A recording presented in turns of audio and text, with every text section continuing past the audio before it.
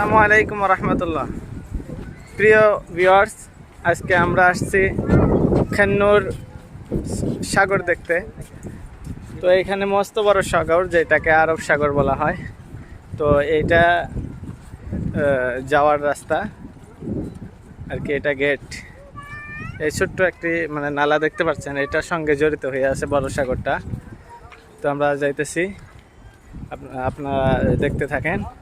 অল্প পরে আপনাদেরকে বিশাল একটি সাগর দেখাবো, যেখানে অনেক মানুষ ডেইলি ঘুরতে আসে। এখানে ফ্রিতেই আসে, অনেক পার্কিংয়ের ব্যবস্থাও রয়েছে, কিন্তু আমরা আপনাদেরকে কেবল আজকে সাগরটা দেখাবো। তো এখানে রেস্টুরেন্ট দেখতে পাচ্ছেন, মানুষে খেতে বসছে।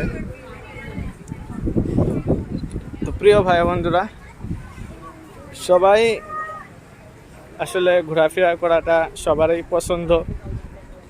তো সবাই সবসময় সময়টা হয় না, যার জন্য ঘুরতে পারে না। এইখানে দেখছেন খেলনার বস্তু বাচ্চাদের, আর এখান দিয়ে দেখতে পাচ্ছেন। তো বন্ধুরা, এই যে এসে পড়েছে সাগরের কাছে। তো দেখতে পাচ্ছেন অনেক বাতাস, কি বলবো বন্ধুরা, অনেক সুন্দর লাগছে দৃশ্য। সমুদ্রের সাইড দিয়ে পার্কিং এর ব্যবস্থা করা হয়েছে, আর দেখতে পাচ্ছেন মানুষগুলো দাঁড়িয়ে আছে। আর বর্তমান সময়টাতে পানিগুলো অনেক বাড়া হয়ে আছে। ও মাশাআল্লাহ, দেখতে পাচ্ছেন বন্ধুরা, আল্লাহ সুবহানাহু ওয়া তাআলা কত বড় একটা নিয়ামত। দেখেন কত বড় বড় ঢেউ আসছে রে ভাই। আমাদের বাড়ির কাছে তো নদী আছে, নদীর মাঝে তো এত ঢেউ নাই, আর দেখেন কি রকম ঢেউ আসছে। খুব ভালো লাগছে রে ভাই। ও মাশাআল্লাহ।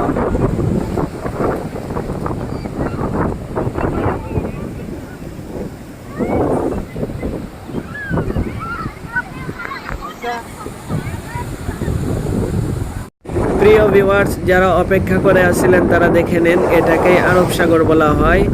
আর সাগরের পানিগুলো কিন্তু নুনঠা নুনঠা।